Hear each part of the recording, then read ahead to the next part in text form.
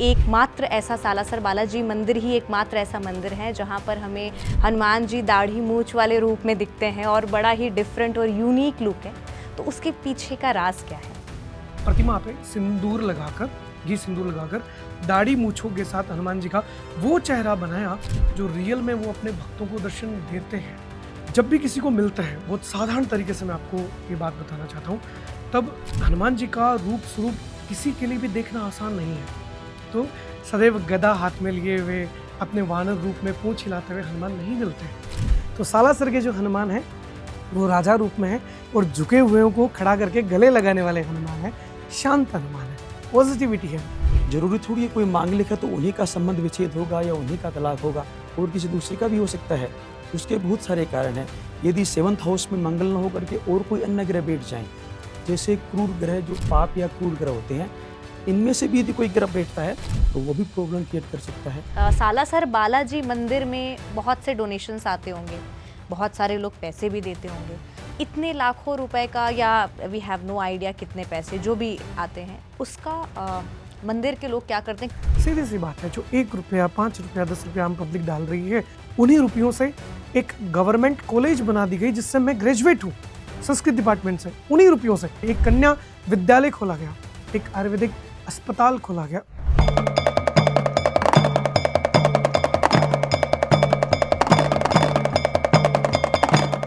जय श्री महाकाल। नमस्कार दर्शकों, मैं शिवप्रिया सिंह आप सभी का स्वागत करती हूँ हमारे आज के इस नए पॉडकास्ट में। और हमारा आज का जो पॉडकास्ट है वो बाकी सारे पॉडकास्ट से काफ़ी डिफरेंट होने वाला है, क्योंकि इस वक्त हमारे साथ स्टूडियो में मौजूद हैं सालासर बालाजी के पुजारी जी कपिल जी। पंडित जी आपका बहुत बहुत स्वागत है।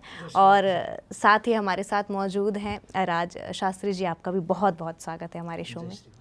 तो आज बहुत ही मज़ा आने वाला है, क्योंकि हमारे साथ स्टूडियो में दो गेस्ट मौजूद हैं और ऐसा फील हो रहा है मुझे कि स्वयं यहाँ पर बालाजी हमारे साथ बैठे हुए हैं।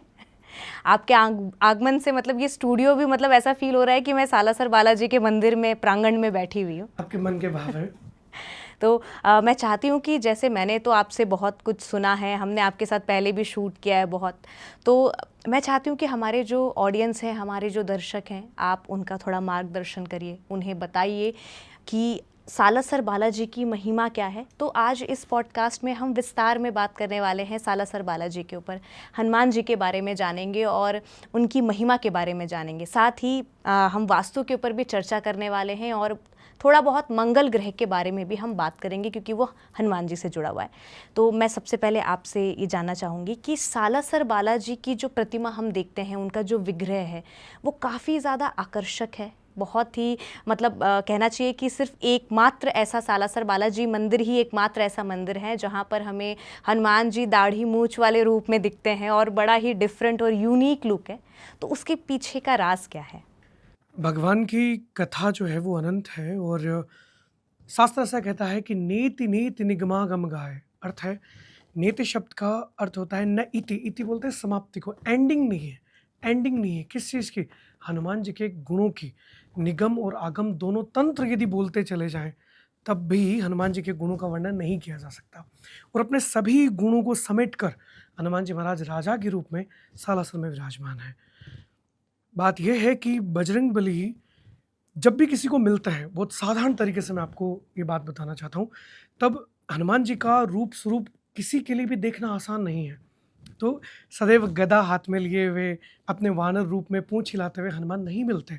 अपने इष्ट राम और लक्ष्मण से, चाहे आप वाल्मीकि रामायण पढ़िए, चाहे आप रामचरितमानस पढ़िए, सब जगह यही है कि उनका विप्र रूप दिखता है। हनुमान चालीसा भी कहता है कि विप्र रूप धरि सिया ही दिखावा, माँ है जानकी जी। उनके पास भी हनुमान पहली बार ब्राह्मण बनकर पोथी हाथ में लिए हुए, माला घुमाते हुए राम लक्ष्मण से मिलते हैं। और यही उनका अपीरियंस लुक है इस कलयुग के लिए, या चारों युगों में जब वो प्रकट होते हैं तो इसी रूप में प्रकट होते हैं। गोस्वामी तुलसीदास जी से जब वो मिलते हैं, ब्राह्मण बनकर ही मिलते हैं। विभीषण से जब मिलते हैं तब भी वो लंका में ब्राह्मण बनकर ही मिलते हैं। तो सीधा गदा हाथ में लिए हनुमान जी के अपीरियंस नहीं है। तो महात्मा मोहनदास जी से जब वो मिले हैं तो वो ब्राह्मण रूप में ही मिले हैं, एक साधु के रूप में मिले हैं। एक ऐसा साधु जिसके पास अपार तेज है, वैष्णव तिलक, राम जी का तिलक जिन्होंने धारण कर रखा है, हाथ में माला पोथी या कमंडल इत्यादि होंगे उस समय, और उनकी लंबी चौड़ी हाइट, दाढ़ी मूछों से भरा हुआ उनका भव्य रूपदार चेहरा, तो उस रूप में जब वो दर्शन देते हैं, महात्मा जी का हम सभी को ये धन्यवाद करना चाहिए कि उन्होंने जो रियल अपीयरेंस है हनुमान जी की, उसको सबके सामने प्रकट किया। उनका मन ये था कि हनुमान जी वानर आकृति में सब जगह सबको पता है, पर ऐसे रूप में वो आते नहीं क्योंकि हम सहन कर भी नहीं सकते। तो जिस रूप में वो रियल में दर्शन देते हैं, रियल में अपीयर होते हैं, उसी रूप में उन्होंने बालाजी का श्रृंगार किया। प्रतिमा पे सिंदूर लगाकर, घी सिंदूर लगाकर, दाढ़ी मूछों के साथ हनुमान जी का वो चेहरा बनाया जो रियल में वो अपने भक्तों को दर्शन देते हैं। तो यदि मैं तो ये कहूँगा अपने दर्शकों को कि यदि आप देखना चाहते हैं कि हनुमान जी रियल में कैसा दिखता है, तो आप सालासर आइए, सालासर बालाजी का चेहरा देखिए। और कोई आपसे पूछे कि कभी हनुमान जी को देखा है, तो बेझिझक ये कहिएगा, हाँ जी, हमने हनुमान जी को देखा, और बालाजी की फ़ोटो उनके आगे कर दीजिएगा, क्योंकि सालासर बालाजी के रूप में ही कहीं भी हो, हनुमान जी उसी रूप में दर्शन देते हैं। या तो वो कभी वानर आकृति में आपके आसपास दिख जाते हैं कि भाई बंदर के रूप में, कभी बंदर छत पे बैठा ध्वजा के पास दिखता है, कभी बंदर गाड़ी के पास आकर दिखता है, पर मुख्यतया हनुमान जी जो रियल अपीयरेंस देते हैं, जब दर्शन देने आते हैं, तब सालासर बालाजी के रूप में आते हैं। इसीलिए ये दुनिया में सबसे अलग, अद्वितीय और अनोखा है। थोड़ा इसके ना इतिहास के बारे में मैं जानना चाहती हूँ, इसकी हिस्ट्री क्या है? मतलब सालासर बालाजी एकमात्र ऐसे मंदिर हैं, उनकी मतलब बहुत सारी हमने चमत्कारी महिमा हमने सुना है, तो मतलब ऐसा क्या है सालासर बालाजी में, उसकी हिस्ट्री क्या है? आप सालासर बालाजी की हिस्ट्री के साथ साथ बालाजी का अपना नेचर भी जान जाएंगे। क्या होता है कि शास्त्र ऐसा कहता है कि किसी भी देवता के बारे में यदि हमें जानना है, तो उनके रूट्स, उनकी प्रकृति, उनके जड़ और उस कारण के बारे में जानिए कि वो कैसे अपीयर हुए। जैसे वीरभद्र पैदा होते हैं भोले भगवान के गुस्से से, उनका नेचर वैसा है। भगवती काली पैदा होती है दुष्टों के नाश के लिए, तो गुस्से में चलती है, मगर जब वो पार्वती बन जाती है, तब वो भोले बाबा के लेफ्ट हैंड साइड वामांग में बैठती हैं, गणपति को गोदी में लेकर विराजती हैं। है एक ही शक्ति, मगर काली और गोरी दो रूप हैं उनके। उसी प्रकार से हनुमान जी के अनेकानेक रूप हैं। इसमें सालासर बालाजी की कथा से आप समझेंगे कि उनका नेचर क्या है, कैसी दिव्य शक्ति वहाँ विराजमान है, दिव्य शक्ति वहाँ विराजमान है। करीब करीब मैं बताऊँ, हम 2025 में आज बात कर रहे हैं, तो यहाँ से 300 साल पुरानी बात मान लीजिए। बालाजी की स्थापना को 271 साल हुए हैं, 271, बट पूरा जो इतिहास है कि महात्मा जी का सालासर में आना और बालाजी का प्रकट होना। महात्मा मोहनदास जी बचपन से ही सीताराम हनुमान की रट लगाया करते थे। राम जी का नाम, उनका कीर्तन, उनका गुणगान, यही उनके स्वभाव, यही उनके नेचर में था। अब क्या होता है कि एक शास्त्र का नियम है, देवम भूत्वा देवम यजेत। देवता को पाने के लिए देवता जैसा बनकर यदि उनकी पूजा की जाए, तो वो जल्दी मिलते हैं। जैसे हनुमान जी के भक्त आपको मोस्टली मिलते हैं ताकतवर, जिम जाने वाले, ब्रह्मचर्य का पालन करने वाले, कॉन्फिडेंस से भरे हुए, तेज से भरे हुए। भोले बाबा के भक्त जो है त्रिपुंड लगाकर भस्म लगा लेते हैं। हमने कई अघोरी साधु बाबाओं को देखा है। शक्ति के जो पुजारी, वो बड़ा तिलक लगाते हैं, गोल बिंदी जैसा। तो देवता जैसा बनना मतलब उनके गुणों को ऑब्जर्व करना। और महात्मा मोहनदास जी के गुण क्या? अच्छा शरीर, बुद्धि भगवान राम में जुड़ी हुई, मन चित आत्मा अपने इष्ट हनुमान जी में जुड़ा हुआ, और ब्रह्मचारी, बजरंगबली ब्रह्मचारी, महात्मा जी ब्रह्मचारी।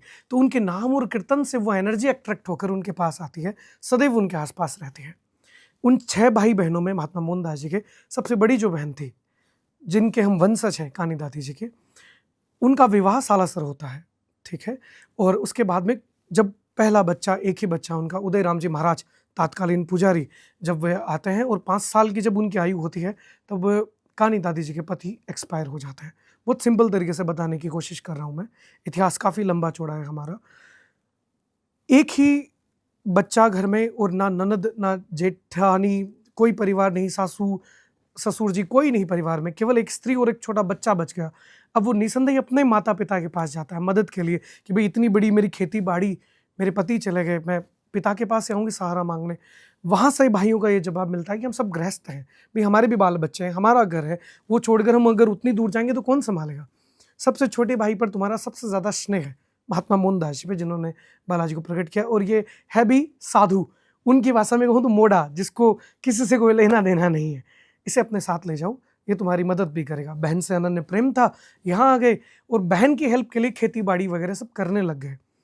अब बालाजी उनकी खेती बाड़ी देखने के लिए नहीं आए थे, ऑब्वियसली बात है कि वो भगवान का नाम, उनका कीर्तन सुनने के लिए ही आए थे। और ये बालाजी कहते भी हैं, हमारा लावण्य छंद कहता है, परंपरा कहती है, उस वक्त आए मोहन से कही महावीर स्वामी आप जी, गंडासी कोस बगाए दी मत कर रे पापी पाप जी, रैन दिन हरि को भजो और जपो है जपा जाप जी, कर्माफ अवगुण गुण हरे त्रेताप तन कर साप जी। बजरंग बली के शब्द हैं, बहुत इजी मीनिंग है। वे कहते हैं कि मोहन जो तू ये पाप कर रहा है, मतलब कर्म कर रहा है, आज व्यवसाय होटल है, आपका स्टूडियो है, उस समय व्यवसाय केवल खेती था, तो तू ये खेती कर रहा है इसलिए मैं तेरे पास नहीं आया, ये काम मत कर। मैं आया हूं कि तू रात दिन हरि को जपे, उसका नाम ले, ए जपा जाप जपे, मतलब इतना लग जाए उसमें कि जब तू सोता भी रहे तब तेरा दिल राम जी को पुकारता रहे। वो जो तेरा यानी महात्मा जी का उस समय का जो उनका नेचर है, जो राम जी के प्रति उनका लगाव है, हनुमान जी के प्रति जो उनका लगाव है, ये सुनकर मैं अट्रैक्ट होकर आया, तो ये काम मत कर। अब महात्मा जी की दयालुता और साधुता ये उनसे कहती है कि यदि मैं खेती बाड़ी न करूं तो एक अकेली विधवा बहन और उसका छोटा बच्चा भूख से मरेंगे, उनका ये संभालेगा कौन। तब बालाजी ये वरदान देते हैं कि तुम्हारी बहन और उसके बच्चे की देखभाल और उनके वंशजों की देखभाल मैं करूंगा, तू बस मुझे राम जी का नाम सुना। और महात्मा जी धूना प्रकट करते हैं उस समय की तपस्थली, वो हवन कुंड जिसमें वो यज्ञ किया करते थे, शायद आपने दर्शन भी उस समय किए हो। बिल्कुल, बहुत ही मैं आज भी सोचती हूँ, जब हमने डॉक्यूमेंट्री शूट किया था, मतलब सबसे बेस्ट पार्ट जो था बालाजी के दर्शन करना, सारासर बालाजी के दर्शन करना, वो तो अद्भुत था। लेकिन जो अंदर से पॉजिटिव फीलिंग आ रही थी जब मैं वो अग्नि कुंड के पास बैठी थी और मैं जब घी उसमें डाल रही थी, तो मुझे इतना अच्छा लग रहा था, मीन्स कि इतना वो नारियल और कुछ चीज़ें थी, वो एनर्जी, मतलब मैं ऐसा फील हो रहा था ना कि हम फुल ऑफ एनर्जी, जबकि हम सुबह 4 बजे से निकले थे दिल्ली से, और हम शाम को भी, मतलब इतना एनर्जी फील हो रहा था ना उस धुनी से, मैं बता नहीं सकती। वो अपने आप में स्पेशल इसलिए है क्योंकि एनर्जी की बात की ना आपने, तो दुनिया में सबसे बड़ी पॉजिटिविटी की हाइट है भगवान राम। भाई राम जी का नाम भगवान भोले बाबा भी रटते हैं, तो एक राम अपने आप में इतने बड़े पॉजिटिव हैं, सूर्यवंशी हैं, और राम जी अपने आप में इतने मर्यादित हैं, सबसे बड़े भगवान हैं। अब राम जी तो एक अकेले राम जी हैं, हनुमान जी के तो रोम रोम में राम है। ऐसे हनुमान जी ने और उनके परम भक्त महात्मा मोहनदास जी ने उसी तपस्थली, उसी हवन कुंड में यज्ञ किया है। 300 सालों से इस परंपरा को हम निभा रहे हैं और वो अब तक अखंड है, अभी तक बड़ा नहीं हुआ, अभी तक बंद नहीं हुआ। हमारी पीढ़ियां उसकी सेवा करती आई हैं और आगे भी करेंगे। तो सालासर के इतिहास में उसका अपना बड़ा महत्व है। बड़े से बड़ा रोग यदि श्रद्धा आपके अंदर बालाजी के प्रति और उस भभूति की चिमटी यानी चुटकी के प्रति विश्वास होना चाहिए, उसे अगर श्रद्धा से मस्तक पे लगाकर, गले पे लगाकर और सीताराम हनुमान बोलकर रोज यदि खाया जाए तो बड़ी बीमारी जो अकाल मृत्यु को जन्म देती है, ऐसी बीमारियां नहीं होती। और अगर होती है कोई बीमारी तो भभूति से बालाजी उसे दूर कर देते हैं। ये भी इतिहास की एक बड़ी बात है। लगता है सबसे पहले हम शूट करने बालाजी में मंदिर ही आए थे, सालासर बालाजी, और इत्तेफाक देखिए कि उस दिन भी मंगलवार था और आज भी मंगलवार ही है। तो ये बहुत बड़ा इत्तेफाक है कि हम डॉक्यूमेंट्री भी शूट करने गए थे मंगलवार को और आज हम पॉडकास्ट भी कर रहे हैं, वो मंगलवार ही है। तो बजरंग बली तो बोलते हैं ना कि मंगल मूर्ति मारुति नंदन, सकल अमंगल मूल निकंदन।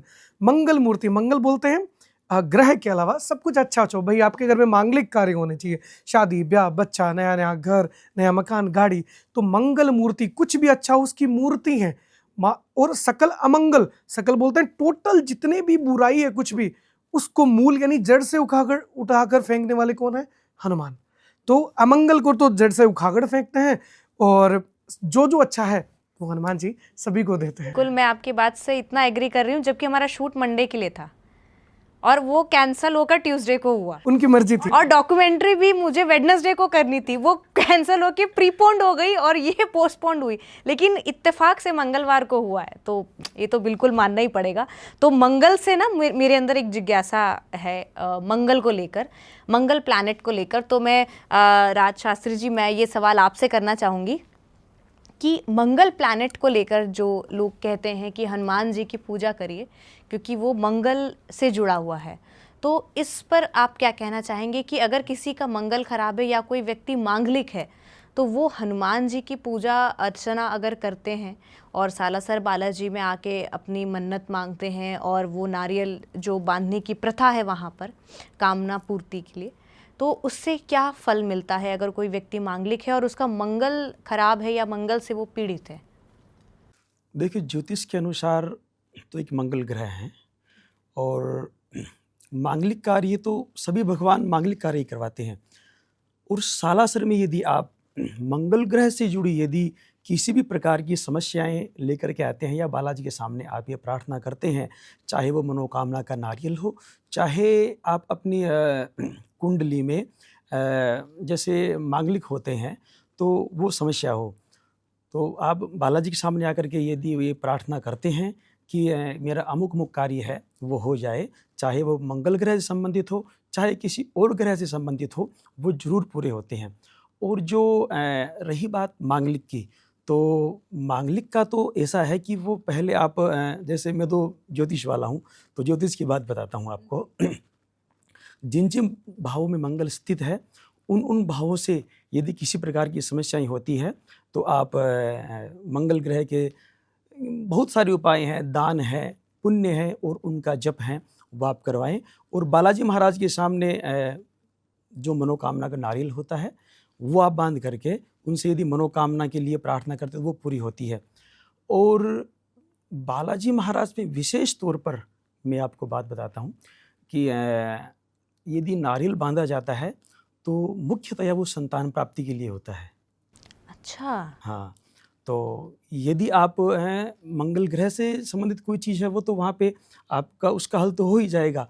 और दूसरा, बहुत सारे इस दुनिया में इस चीज़ से भी ग्रसित हैं कि अमुक जगह मेरी कोई, जैसे सबसे पहले बालाजी महाराज के यदि नारियल बांधा गया था तो उनकी मनोकामना यही थी कि मेरे पुत्र हो। तो जितने भी मंगल कार्य हैं वो बालाजी महाराज के आने से होते तो हैं ही, और उसके अलावा यदि मंगल ग्रह से भी यदि किसी प्रकार की पीड़ा हो तो वो भी वहाँ पे ज़रूर उसका भी हल हो जाता है। जी। मैं मंगल से जुड़ा एक सवाल करना चाहती हूँ।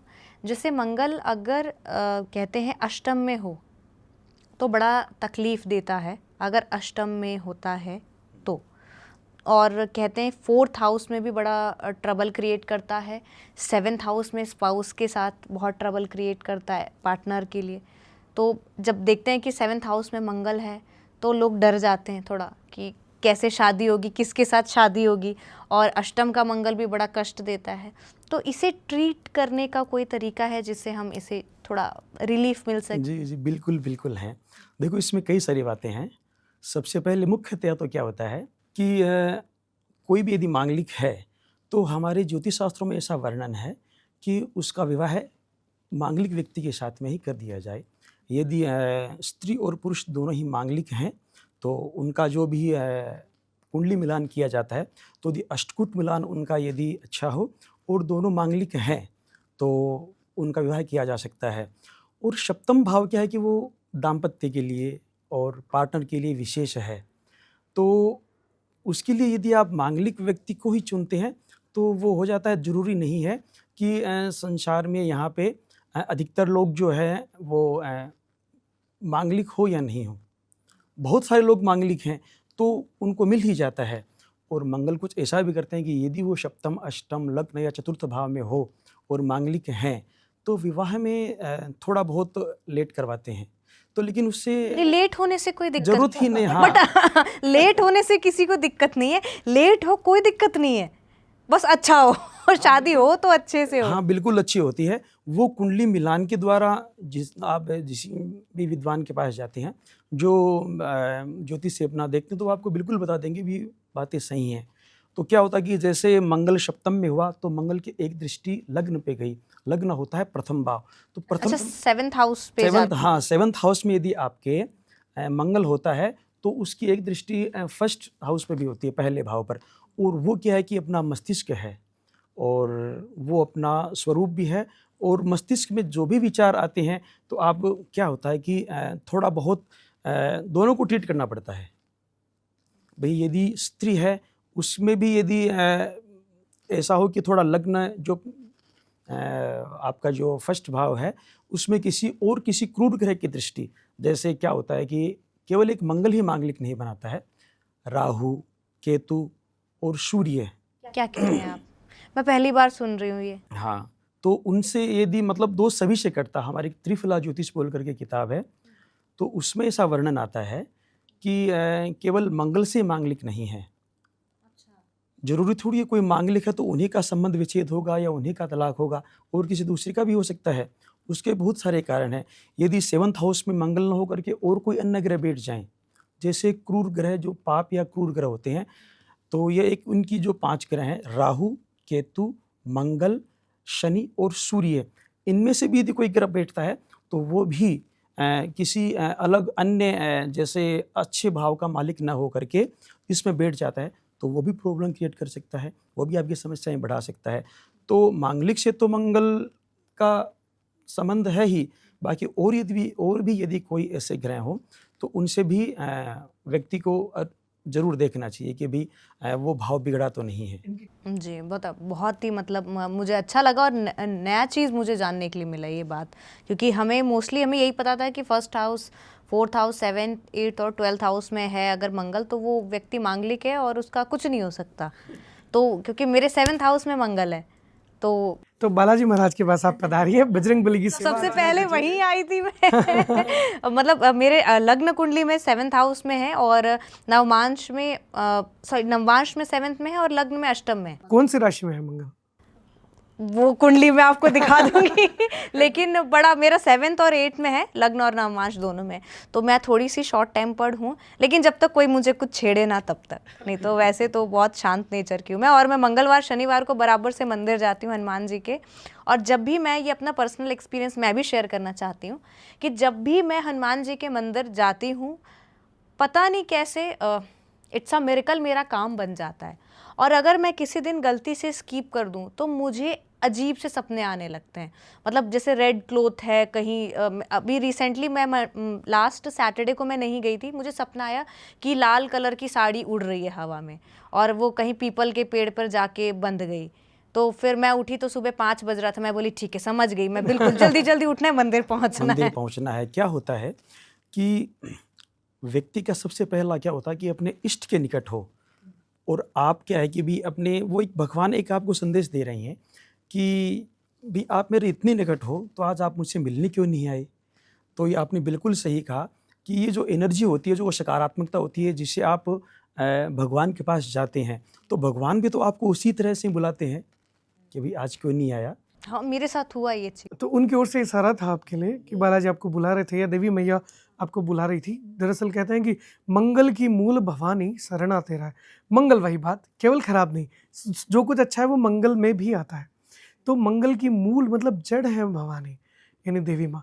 तो जब भी इस तरह से जुड़े हुए सपने आए तो अपनी कुल देवी के पास जाना चाहिए, क्योंकि क्या होता है ये चीज़ समझिएगा बहुत ज़्यादा कि लड़का देखने के लिए जाना है तो घर के बड़े बुजुर्ग जा रहे हैं, ताऊ जी जा रहे हैं, दादा जा रहे हैं, उनको पता है जनरल भाषा में कि लौंडा कैसा है, लड़का कैसा है। और जब लड़की देखने जाना है तब ताई जी जा रही हैं, चाची जी जा रही हैं, बुआ स्पेशली जा रही हैं, वो दांत नाक आँख कान सब देखती हैं, बतियाती हैं, चल के दिखाइए। हाँ चल के दिखाइए, बिल्कुल, क्योंकि लड़कियों को पता है कि लड़की कैसी है। तो कुल देवी को पता है ये बात कि परिवार में वधू कैसे आनी चाहिए।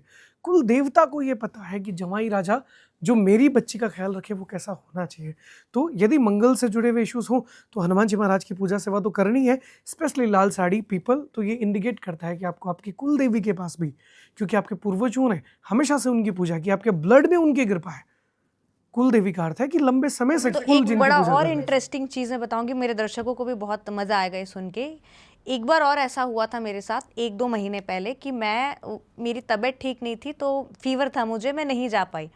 तो मैं जब नहीं जा पाई तो सैटरडे की नाइट को मुझे सपना आया कि पीपल का पेड़ है, वहाँ छोटे से हनुमान जी नीचे विराजमान है, लेकिन वो जैसे सिंदूरी रंग में रंगे हुए हैं, पूरा चमेली का तेल और सिंदूर में रंगे हुए हैं। बट बहुत वहाँ पे गुड़हल के फूल हैं, पौधे ही हैं, फूल क्या पूरे पौधे ही हैं गुड़हल के, रेड कलर के, और वो इतना ब्यूटीफुल लग रहा है।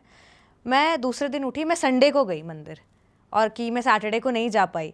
और जब मैं संडे में गई, आप बिलीव नहीं करेंगे, वहाँ वाकई में पीपल का पेड़ था मंदिर के बगल में, जो मैंने कभी नोटिस नहीं किया। उस दिन मैंने पहली बार नोटिस किया, वहाँ वाकई में वो फ्लावर्स थे एंड आई वॉज एस्टोनिश्ड। आप बिलीव नहीं करेंगे, जो सबसे अजीब चीज़ मुझे लगी, वहाँ हनुमान जी की मूर्ति थी, लेकिन वो पूरी मिट्टी में सनी हुई थी और उसमें कोई सिंदूर नहीं लगा था। मैं तुरंत गई, मैंने कोई नियम नहीं ध्यान दिया, मैंने जल से नहलाया।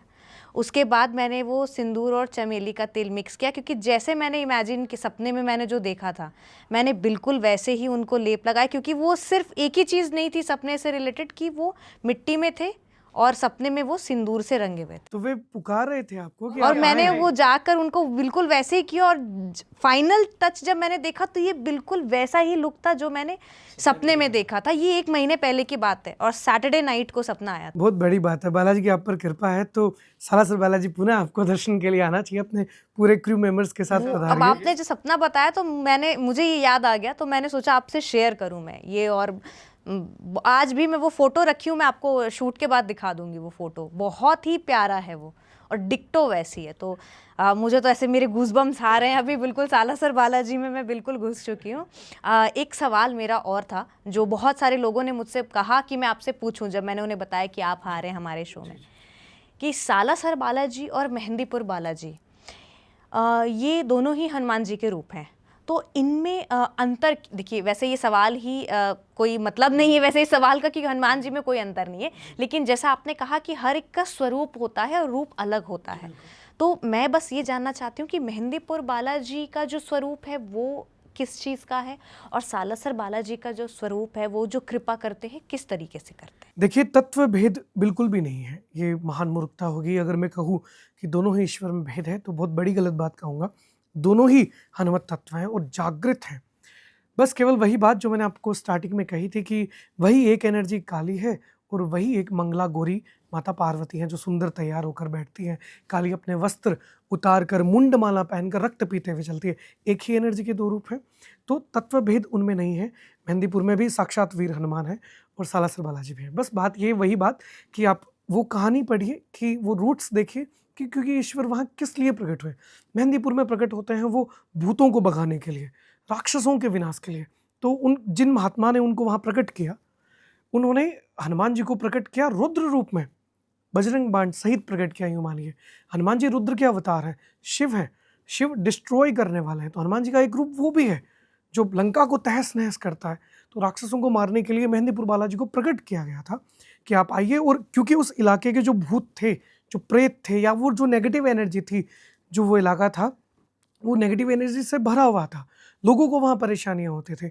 तो समाज कल्याण के लिए महात्मा जी ने बजरंगबली को उसी रूप में पुकारा कि अब आप 100 करोड़ सूर्यों का रूप धारण करके और गदा में अपनी त्रिशूल डाल के प्रकट हो जाइए और इन दुष्टों को मारिए हनुमान, अब आप आइए, अब आप आइए। उनको पुकारा उस लेवल पे गया। तो हनुमान जी का जो वो रूप है, एक करंट जो मूड है वो दुष्टों के विनाश वाला है। तो जो बजरंगबली है मेहंदीपुर के, वो रक्षा करते हैं आपकी नेगेटिविटी से बहुत ज़्यादा। और वहाँ प्रेतराज, भैरव, अन्य जो सहायक देवता होने चाहिए, हनुमान जी की सेना के जो साथी होने चाहिए, वहाँ वो विराजमान है। सालासर बालाजी का रूप एकदम अलग है। वहाँ आपको ऐसे हनुमान दिखते हैं जो मुस्कुराते हुए हैं, राजा के रूप में हनुमान बैठे हैं। आप जब उनके दर्शन करेंगे तो कभी कभी आपको एहसास होगा जैसे वो आपकी बात सुन ही नहीं रहे, आपको कुछ कहना चाहते हैं, आपसे बात करना चाहते हैं। उनके पास ढेरों रिप्लाईज है, आपके पास वो क्वेश्चन है जो उनसे वो रिप्लाई निकल रहा है। सालासर बालाजी का रूप शांत हनुमान का रूप है। एक हनुमान है जो सीना चीरे हुए हैं, एक हनुमान है जो पर्वत लेके जा रहे हैं, एक हनुमान भूतों को प्रेतों को मार रहे हैं, मगर एक हनुमान है जो ध्यान मुद्रा में है राम जी की और अपने भक्तों की। एक हनुमान है जो कीर्तन कर रहे हैं, राम राम पुकार रहे हैं, शांत है। हनुमान जी का स्वभाव जानिएगा। यत्र यत्र रघुनाथ कीर्तनम तत्र तत्र कृतमस्तकांजलिम वाश्ववारी परिपूर्ण लोचनम नमत राक्षसांतकम। कैसे हनुमान, यत्र यत्र रघुनाथ कीर्तनम, जहाँ जहाँ राम राम राम या सीताराम हनुमान पुकारा जा रहा है, वहाँ वहाँ हनुमान जी कैसे हैं। अंजलि शब्द है पाम का, अपनी हथेलियों को जोड़कर और मस्तक पकड़ लगाकर यूं झुके हुए हनुमान है।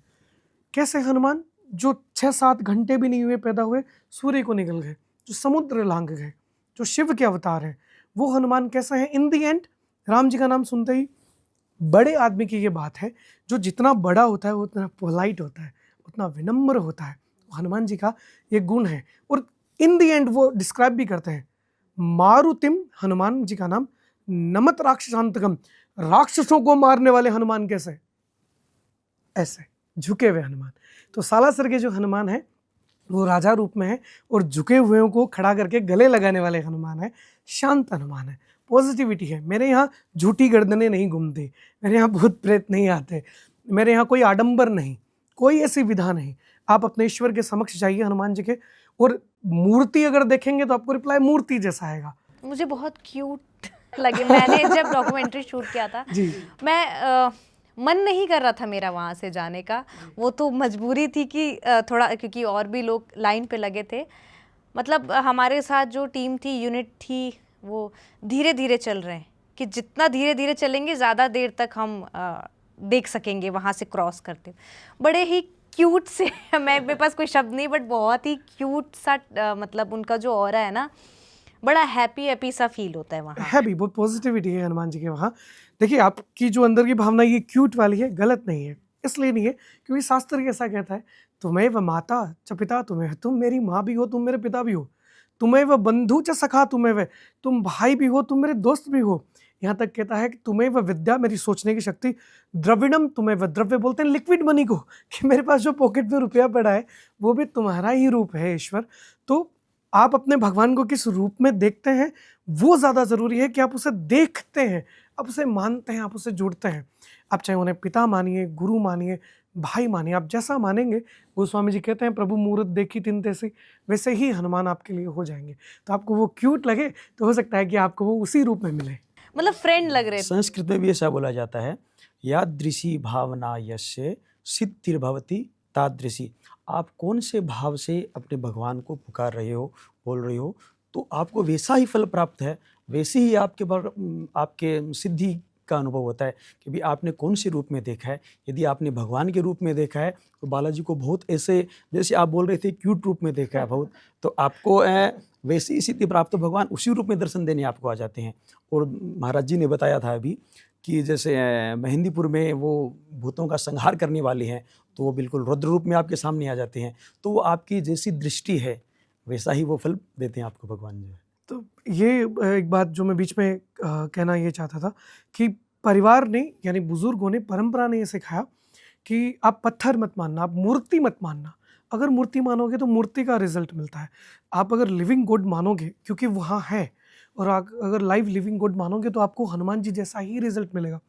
एक मूवी का डायलॉग है, शायद सेक्रेड गेम्स का हो, याद नहीं, कि जैसी भावना होती है भगवान वहीं पैदा होते हैं। मैं लाइन भूल जाता हूँ क्योंकि एक मूवी की लाइन थी कि क्या पता वो हमारे भरोसे बैठा हो, कुछ ऐसी सी लाइन आती है वहाँ। तो यदि आपका भरोसा है, हालांकि वो अलग कॉन्टेक्स्ट में कही गई है, मगर यदि आपका वहाँ भरोसा है तभी वहाँ भगवान है। अगर वहाँ मूर्ति देख रहे हो तो आपको मूर्ति मिलेगी भैया, और यदि आप वहाँ हनुमान जी ढूंढने जा रहे हो तो आपको वहाँ हनुमान जी मिलेंगे।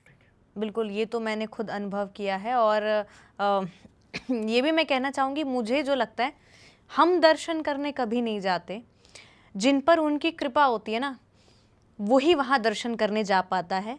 ये हमने खुद से अनुभव किया है, क्योंकि हमारा जो शूटिंग था वो अलग सिस्टम था, और उन्होंने कैसे खींच के हमें वहाँ बुला लिया, और वो भी मंगलवार का ही दिन था। तो वो मैंने एक चीज़ नोटिस की, आज भी मैंने ये नोटिस कर लिया कि हनुमान जी के ऊपर चर्चा करना है तो मंगलवार का दिन ही फिक्स है। We are no one to decide the date और डे। तो आज मंगलवार है और ये एकदम संध्या बेला है जिस पर हम चर्चा कर रहे हैं हनुमान जी आपकी इस बात से जुड़ा हुआ एक रियल इंसिडेंट बताता हूँ। पता नहीं, ईश्वर जाने कि बात ही बात में ये बात दिमाग में आई, पुरानी बात है, स्क्रीन पे कहने लायक है या नहीं। अब भाई हूँ तो मैं पंडित ब्राह्मण ही, और भगवान की कृपा से ही सब कुछ चलता है। तो हनुमान जी का जन्मदिन आ रहा था, चैत्र शुक्ल पूर्णिमा। तो मेरे जो मोस्ट वीआईपी लोग हैं, जो मुझे, भाई सही सीधी बात है, पंडित ब्राह्मण हूँ, अच्छी दक्षिणा देते हैं, तो मुझे लगा कि अच्छा दिन है, भगवान का दिन है, और मैं खुद मेन मैनेजमेंट में, तो मुझे लगा कि उनको क्यों ना बुलाया जाए और बालाजी का अच्छा दिन उनको दर्शन करवाया जाए। तो सब जगह कॉल किए गए नियर डियर को कि आप आओ, मैं भगवान के अच्छे दर्शन कराऊंगा। कुदरतन ऐसा रहा, ईश्वर की मर्जी ऐसे रही कि उस दिन इतनी ज़बरदस्त भीड़ हुई है और आम पब्लिक इतनी ज़्यादा थी कि मंदिर मैनेजमेंट, जिसमें मैं इंक्लूड हूँ, हमें अलग से दर्शन व्यवस्था बंद करनी पड़ी है। जहाँ से आपने दर्शन किए होंगे आगे से, वहाँ तक आम पब्लिक में जो झंडा लिए भक्त है वो खड़ा है, और बजरंगबली के दर्शन करते हुए किसी के बच्चा किसी की गोद में है, किसी के हाथ में बाजरा है, भगवान को धान चढ़ाने के लिए, पहली फसल का पहला प्रसाद लगाने के लिए आए हैं।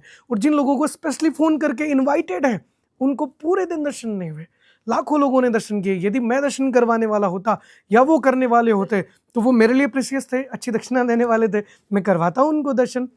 मगर नहीं, उन्होंने उस दिन चुना कि वो जो पैदल चल के आ रहा है, जो पेट के बल लेट कर आ रहा है, जो ध्वजा हाथ में लिए दौड़ कर आ रहा है, मैं उसे दर्शन दूंगा और बड़े बड़े नज़दीक से दर्शन दूंगा, वो मेरे और पास आए। तो ये सत्य बात है कि यदि उनकी मर्जी नहीं होती तो वो लोग आगे नहीं आते, और उन लोगों को दर्शन नहीं हुए पूरे दिन, नेक्स्ट डे दर्शन होते हैं जिन लोगों को मैंने इनवाइट किया। यदि मैंने इनवाइट किया तो सोचिए मेरे परिवार ने कितने लोगों ने मैनेजमेंट से इनवाइट किया होगा। तो उस दिन मर्जी ये थी कि वो दर्शन करेगा जो ध्वजा लेकर दौड़ कर आ रहा है, पेट के बल लेकर आ रहा है। तो मैं एग्री करता हूँ, उनकी मर्जी के बिना दर्शन नहीं होते। मैं दर्शन करवाने वाला कुछ नहीं, आप दर्शन करने वाले कोई नहीं, उन्होंने पुकारा तब दर्शन होगा। जी, ये बात तो बिल्कुल सही है।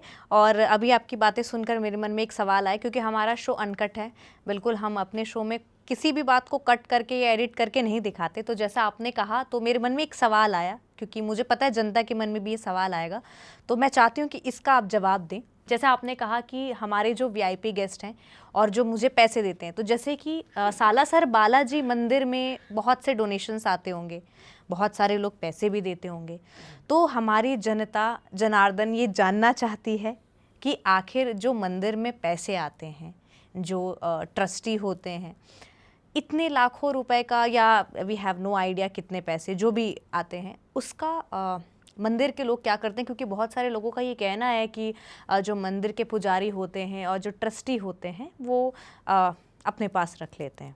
तो मैं थोड़ा चाहती हूँ कि ये थोड़ा पारदर्शिता, बिल्कुल ट्रांसपेरेंट रहे हमारे दर्शकों के लिए, वो आप बताएं। देखिए, मैं केवल जवाब इसलिए दूंगा ताकि जो झूठे सवाल उठ रहे हैं वो बंद हो जाएं। बहुत ऑनेस्ट बात ही मैं करता हूँ। सबसे पहले तो वो बात, उसे दर्शन नहीं होंगे जो मुझे रुपए देगा, ये तो सीधी सी कहानी है। मेरे लिए वीआईपी वो है जो मेरे परिवार से जुड़ा है। भाई, आपके घर कोई गेस्ट आया और मान लीजिए कि आपके होने वाले ससुराल से ही कोई आया, या मान लीजिए कि आपके ननिहाल से कोई आया, तो आपके लिए वो बहुत स्पेशल है। कोई ऐसे डॉक्टर साहब जिन्होंने आपकी मदद की थी रेयर टाइम में, कोई ऐसे पुलिस अफसर साहब जिन्होंने आपकी तरफ से न्याय का पक्ष लेकर न्याय किया होगा, तो क्या वो आपके लिए स्पेशल नहीं है? जब वो आपके घर, आपके द्वार, आपके मंदिर या आपसे मिलने के लिए आएंगे, तो क्या आप उनको ये नहीं कहेंगे कि अंकल आप बुज़ुर्ग भी हैं और आपका समय बड़ा कीमती है, तो आप लाइन में मत लगिए, मेरे साथ आइए, मैं आपको इस छोटे गलियारे से ले जाता हूँ, भगवान के सामने खड़ा करता हूँ। बिल्कुल जायज़ बात है। मेरा जो मिलने वाला है, जो मेरा बहुत नियर डियर है, बस उसे मैं सुविधा दे रहा हूँ, वही मेरे लिए वीआईपी। अब क्या है, क्योंकि मैं ब्राह्मण हूँ, पुरोहित हूँ, तो जिसको मैंने दर्शन करवाए, ऑब्वियस सी कहानी है कि उसे दर्शन फल तब है जब उसने उत्तर में मुझे कुछ दक्षिणा दी, जिससे मेरा घर परिवार चले। तो जो मैंने कहा था उसको ये रिलेट करके कतई मत मानिएगा कि जो हमें मुझे दक्षिणा पता दे रहा है है वो ना, आगे जा रहा है, ऐसा कतई नहीं है। हमारे ऑडियंस, मुझे पता है कि बहुत से कुछ ऐसे लोग होंगे जी, जो जरूर ये कमेंट करेंगे या उनके मन में जिज्ञासा जरूर हाँ आएगी। जी, हाँ जी। तो उनके मन में अगर कोई क्वेश्चन आ रहा है तो मैं चाहती हूँ आप पहले ही क्लियर वो कर मैंने दें। ठीक तरह से आपको समझाया होगा। दूसरा क्या है, रही बात मंदिर इनकम की, तो मंदिर एक बहुत बड़ी संस्था है, बहुत बड़ी व्यवस्था है। बालाजी को विश्व सम्राट कहते हैं, दुनिया के राजा। अब दुनिया का राजा जहाँ बैठा है वहाँ उसका महल होगा, और बालाजी के दर्शन कीजिए, क्या वो महल जैसा नहीं है? बिल्कुल, बहुत, पूरी वो जमीन ही इतनी खूबसूरत थी, हमारा तो बिल्कुल मन ही नहीं था वहां से जाने का। तो अब बालाजी की व्यवस्था में यूं है, बहुत डायरेक्ट बात बोलता हूँ क्योंकि आपने कहा अनकट मामला है, तो मैं बहुत सीरियस बात करता हूँ। अब हमारे पास तेल का कुआं दुबई में नहीं है कि मैं 2 बाल्टी निकालूं, बेच दूं और उसको बेच करके फिर मंदिर का अपनी व्यवस्था चलाऊं। सीधी सी बात है, जो 1 रुपया, 5 रुपया, 10 रुपया आम पब्लिक डाल रही है, उससे मंदिर में जो लोग रहने वाले हैं, कर्मचारी है, मंदिर की लाइट बिजली का सब कुछ है, वो चल रहा है। अब होता क्या है, हमने आम पब्लिक के लिए जो सब कुछ बालाजी के सामने सारे ही आम हैं, उनके लिए सब बच्चे, सब भक्त एक जैसा है, तो उनके लिए हमने वुडन फ्लोर लगाए। आम पब्लिक जो मंदिर एरिया में जैसे ही वो एंटर करती है, लाइन में लगती है, महात्मा मोहनदास जी के समाधि के सामने, जिसे हम मोहन चौक कहते हैं, वुडन फ्लोर है, एसी डक्टिंग लगे हुए हैं। आम पब्लिक को हम वहाँ से एसी देना स्टार्ट करते हैं जब तक वो बालाजी का दर्शन करके ना निकले। उन्हें लगता है कि बाहर गर्मी पसीने से आया हुआ यात्री एकदम से खुशनुमा माहौल में आ जाता है। मेले में और बिना मेले के भी मंगलवार शनिवार को हम पानी की सप्लाई किया करते हैं।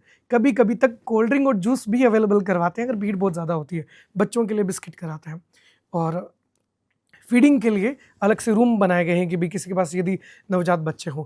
जो सड़क बनी हुई है मंदिर एरिया के आसपास, आप बिलीव नहीं करेंगे, वो मंदिर के रुपए से बनी हुई है। जो 2 रुपये 5 रुपये मंदिर में चढ़ाए गए, उन रुपयों से बनी हुई है। एक दानदाता हमारे पास आते हैं और कहते हैं कि महाराज ये एक बड़ा अमाउंट है जो मैं बजरंग बली को समर्पित करना चाहता हूँ। हमें कहते हैं कि मंदिर का स्टॉक मैनेजमेंट सब कुछ देखते हुए, मंदिर व्यवस्था देखते हुए बजरंग बली की कृपा से सब पर्याप्त है, इसे अच्छी व्यवस्था में लगाओ। हमने मोटिवेट किया कि हमारे पास पर्याप्त है, बजरंग बली की कृपा है, तो सड़क बना दी गई। उन्हीं रुपयों से एक गवर्नमेंट कॉलेज बना दी गई जिससे मैं ग्रेजुएट हूँ संस्कृत डिपार्टमेंट से। उन्हीं रुपयों से जो मंदिर में चढ़ाने के लिए लाए गए, दानदाताओं को मोटिवेट करवा के कर दी गई। एक कन्या विद्यालय खोला गया, एक आयुर्वेदिक अस्पताल खोला गया, उन्हीं रुपयों से जो मंदिर में चढ़ने के लिए आए। मंदिर मैनेजमेंट ने ये कहा कि सब पर्याप्त है, हनुमान जी की कृपा है, आप इनका सदुपयोग कीजिए। एक सीवरेज प्लांट की पानी की सप्लाई जो है वो ठीक तरह से होने लगे, शुद्ध होने लगे, कम से कम खेतों के काम आ जाए। एक बड़ा प्लांट उपयोग से, उन्हीं रुपयों से जो मंदिर में चढ़ने के लिए आया या जो आम पब्लिक ने डाला, मंदिर की तरफ से बनवाया गया। जो बड़ी लाइटें आपने देखी होगी रात को सरासर बड़े अच्छे से चमकता है, मंदिर के रुपयों से है वो। जो कुछ भी आपको दिख रहा है अभी करीब करीब बड़ी लागत का हमने जैसलमेर और जोधपुर के पत्थर से और सागवान की लकड़ी से बालाजी का मुख्य द्वार बनाया। पहले बड़ा छोटा था, हमने तोड़ा इसलिए नहीं क्योंकि पूर्वजों के समय का था, हमें लगा कि ये रखना चाहिए, पर व्यवस्था ऐसी हुई कि हमें लगा कि हम भी किसी के पूर्वज तो होंगे ही कभी ना कभी, तो आज पूर्वजों ने ये व्यवस्था दी तो हमें व्यवस्था देनी चाहिए। तो सागवान की लकड़ी के करीब 1350 केजी, मैं आंकड़ों के तहत कहता हूँ, एक साइड 1350 केजी एक साइड, दोनों बंद करें तो 2600-2700 केजी वजन का सागवान की लकड़ी का गेट बनाया आम पब्लिक के लिए, चौड़े रास्ते किए गए आम पब्लिक के लिए। तो पूर्वजों ने हमेशा ये सिखाया कि बजरंग बली ने, एक लाइन है भजन की, परोपकार जी हनुमान में था न केवड़ो सुनो, केवड़े की खुशबू खुद को कम दूसरों को ज्यादा है। तो हनुमान आप ऐसे हैं जो पर उपकार करते हैं, दूसरों का भला करते हैं। तो विश्व के सम्राट सालासर बालाजी ने सभी के लिए ये व्यवस्था की कि आम पब्लिक आए और इजीली दर्शन हो उनको। यहाँ जो बच्चे जन्म में पैदा हो उनके लिए स्कूल कॉलेज हो, बच्चियों के लिए अलग से स्कूल हो, आयुर्वेदिक अस्पताल हो, सड़क हो, ये सारी चीज़ें मंदिर व्यवस्था संभालती है। दुनिया को ये बातें नहीं पता क्योंकि कोई इस बारे में आके बात करता नहीं है मोस्टली। तो ये जानना चाहिए कि 2 रुपये 5 रुपये आपने डाले, उसका यूटिलाइजेशन इतना बड़ा और इस लेवल पर भी होता है। इसीलिए मैंने आपसे पूछ लिया ना, मेरे शो पे ये चीज़ आपने बताई, मुझे तो बहुत खुशी हो रही है कि हमारे ऑडियंस का डाउट जो है वो सारा कुछ क्लियर हो गया होगा। और मेरा एक सवाल आपसे वास्तु से जुड़ा हुआ है। लोग कहते हैं कि पंचमुखी हनुमान जी की तस्वीर या मूर्ति हमें अपने घर के एंट्रेंस पर लगानी चाहिए, और गणेश जी की प्रतिमा या गणेश जी का विग्रह हमें नहीं लगाना चाहिए, क्योंकि जब भी गणेश जी द्वारपाल बने हैं तो हमेशा युद्ध ही हुआ है। जैसे जब उन्होंने गौरी जी की द्वारपाल कहना चाहिए या क्या कहूँ मैं शब्द, लेकिन जब वो वहाँ बैठे थे और वो ध्यान दे रहे थे अपनी माता का, तब जो शिव जी के साथ युद्ध हुआ था। तो इसलिए बहुत सारे वास्तु के जो लोग हैं वो ये कहते हैं कि गणेश जी की प्रतिमा या गणेश जी की विग्रह नहीं लगानी चाहिए। देखिए, द्वारपाल शब्द अच्छा नहीं है भगवान के लिए, वो द्वारपाल कैसे बनेंगे? मैं माफ़ी चाहती हूँ। बहुत सारे शोज़ में वो सुना हुआ है मैंने, तो मैंने वही लाइन आपसे कहती। द्वारपाल शब्द नहीं है, वो हमारे घर की रक्षा करे।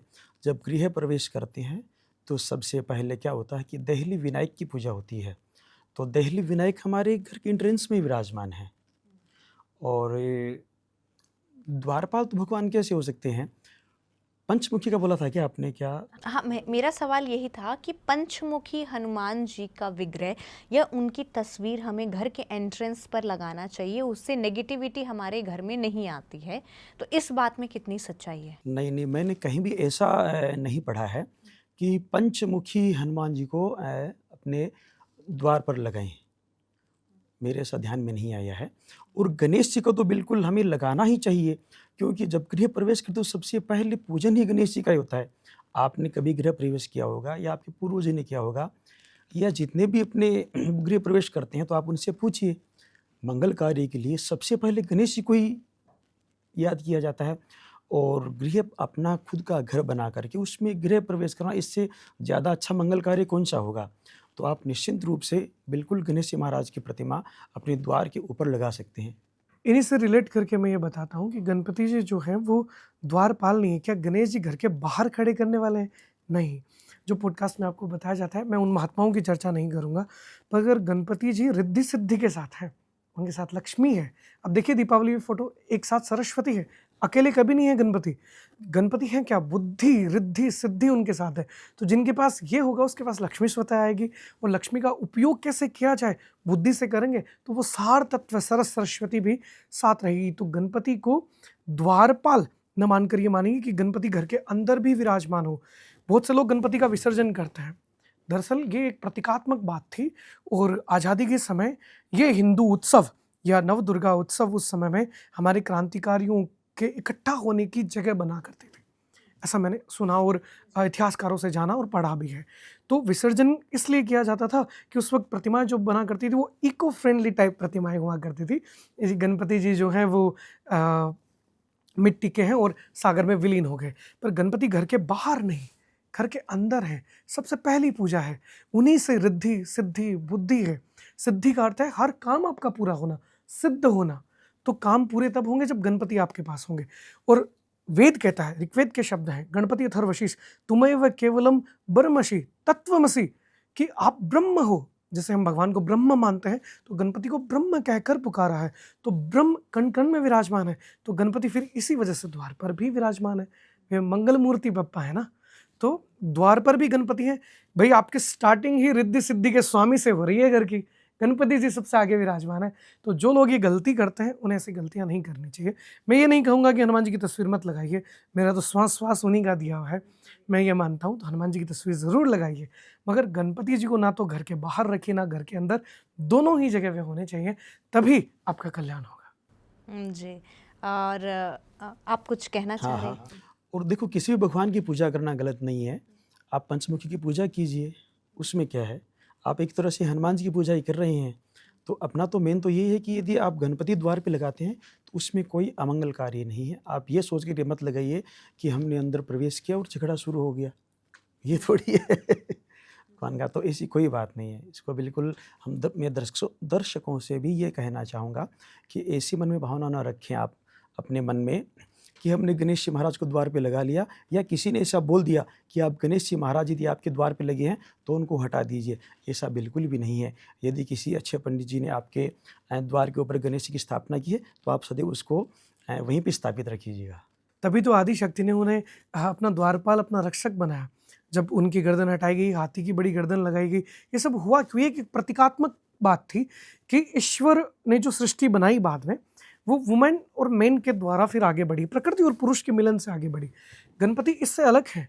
शुक्ल यजुर्वेद कहता है, हरि ओम मैं गणानंत्वा गणपति गुंग हवामहे, प्रियानंत्वा प्रियपति गुंग हवामहे, निधिनंत्वा निधिपति गुंग हवामहे, वसो मम आखम जानि गर्व धुमात्म जासी गर्व धम्म। हे निधियों के गणों के अधिपति गणपति, मैं तो गर्भ से पैदा हुआ हूँ, मैं बायोलॉजिकल मामला है मेरा, मगर आप तो गर्भ रहित हैं। आप तो जगदम्बा ने अपनी शक्ति से, अपने मन से आपको प्रकट कर लिया। आप ऐसे गणपति हैं। तो उनकी जो सीमा है, आप ये मानिएगा ही मत कि गणपति कभी अमंगल कर सकते हैं क्या। यदि ये भावना आपके अंदर है तब आपके साथ अमंगल स्टार्ट होगा, और वो गणपति नहीं करेंगे, आप खुद उसके जिम्मेदार होंगे। जो गर्भ रहित परमात्मा है, ये केवल एक प्रतीकात्मक बात थी कि भाई केवल सर होता है इंसान का, तो वो छोटा अहंकार से, सत्व रज तम, इन सब चीज़ों से पृथ्वी बनी है ना, ये पूरा ब्रह्मांड उसी से बना। अहंकार भी उसमें एक एलिमेंट है। तो छोटा अहंकार क्या हुआ कि भाई मेरा घर, मेरा परिवार, मैं उसको अपना मानता हूँ। बड़ा अहंकार क्या हुआ, बड़ी बात क्या हुई, वसुधैव कुटुंबकम वसुधैव, जो ये पूरी धरती है वो मेरा परिवार। तो प्राणियों में सबसे बड़ा सर किसका? हाथी का। तो बड़ा अहंकार ला के लगाया गया कि अब सब आपके, छोटे दिमाग से नहीं बड़े दिमाग से गणपति सोचेंगे। तो प्रतीकात्मक बात है, इन बातों को केवल यूं ही अप्लाई मत कीजिए। ये आपको आंसर देती हैं, रिजल्ट देती हैं, और इनका कोई और अर्थ भी निकलता होगा, उस बारे में भी विचार किया कीजिए। कहानी सत्य है, पर उसके पीछे का लॉजिक कुछ और हो सकता है कि भगवान ने वो क्यों किया। इतनी सारी आप लोगों से हमने बातें की, चर्चा किया, और मुझे तो मतलब मेरे बिल्कुल गूज़बम्स आ गए और मैं तो बिल्कुल खो गई, क्योंकि हमारा जो शो का टाइमिंग था वो एक्सीड कर गया है। लेकिन सच कह रही हूँ, मतलब मेरा मन नहीं कर रहा है। मैं तो चाहूँगी कि आपके साथ दोबारा हम शो करें। और चलते चलते मैं एक चीज़ और, एक स्टोरी अभी बात करते करते मुझे याद आ गया कि मेरी जब आपसे बात हुई थी तो पॉडकास्ट के लिए बात हुई थी, और पॉडकास्ट ना होकर हमने डॉक्यूमेंट्री कर लिया। और मतलब मुझे कपिल पुजारी जी जो है हमारे साथ, उन्होंने मुझसे कहा था कि शिवप्रिया जी आप एक काम करिए, हम पॉडकास्ट करेंगे लेकिन आप सालासर बालाजी के दर्शन करने तो आइए एक बार। मैंने कहा था कि सर एक्चुअली हमें ना टाइम नहीं मिलता है, हमारा शेड्यूल ऐसा होता है ना कि हमारा कोई टाइम ही नहीं है काम करने का, तो मैं कोशिश करूँगी लेकिन जब आप दिल्ली आए तो मुझे ज़रूर बताइएगा। संजोग ऐसा बना कि मुझे ही सालासर बालाजी पहले जाना पड़ा और वहाँ पे मंदिर पर डॉक्यूमेंट्री बनानी पड़ी। मेरे चैनल वालों ने ही मुझे वहाँ पर भेजा कि शिवप्रिया तुम्हें वहाँ पे सालासर बालाजी के ऊपर डॉक्यूमेंट्री बनानी है। तो ये संजोग देखिए कि we are no one to decide, हम कोई भी नहीं होते हैं डिसाइड करने वाले। उन्होंने खुद मुझे बुला लिया और मेरी चैनल वालों ने ही मुझे भेजा कि पहले जा दर्शन कर, और पॉडकास्ट अब हम कर रहे हैं। तो निसंदेह मैं मानूंगा बालाजी की कृपा रही है, किसी ना किसी बहाने से भगवान बुला ही लेते हैं। और मैं तो खुद क्योंकि कहानियाँ जानने में बहुत इंटरेस्ट अनुभव होता है, तो एक निवेदन, हालांकि आपका कार्य है मगर मैं करता हूँ क्योंकि मुझे कहानियाँ सुनने को मिलेगी। आप ज़रूर ये बताइएगा कि पहली बार आपने सालासर बालाजी आने के लिए प्लान कैसे और क्यों बनाया, ताकि मुझे जानने को मिले कि भगवान कैसे अपने भक्त के मन में जिज्ञासा डालते हैं। जी, बिल्कुल। और मेरा भी ये अनुरोध है हमारे दर्शकों से कि एक बार सोचें ज़रूर कि सालासर बालाजी जाना है, क्योंकि आप डिसाइड नहीं कर सकते, डिसाइड उन्हें ही करना है। ये मैं खुद भुक्तभोगी हूँ तो वो डिसाइड वो करेंगे, बट अगर आपने सोच लिया, उनका नाम भी अपने मुँह से अगर आपने दिल से ले लिया ना, वो आपको खुद बुला लेंगे। तो आप लोगों का बहुत बहुत धन्यवाद, आप हमारे शो में आए, और मेरा तो उद्धार आप लोगों ने कर ही दिया, हमारे दर्शकों का भी श्री उद्धार हो सालासर जाए। बालाजी। नहीं, सच में बहुत बहुत धन्यवाद सर। जय श्री बालाजी। जय श्री बालाजी।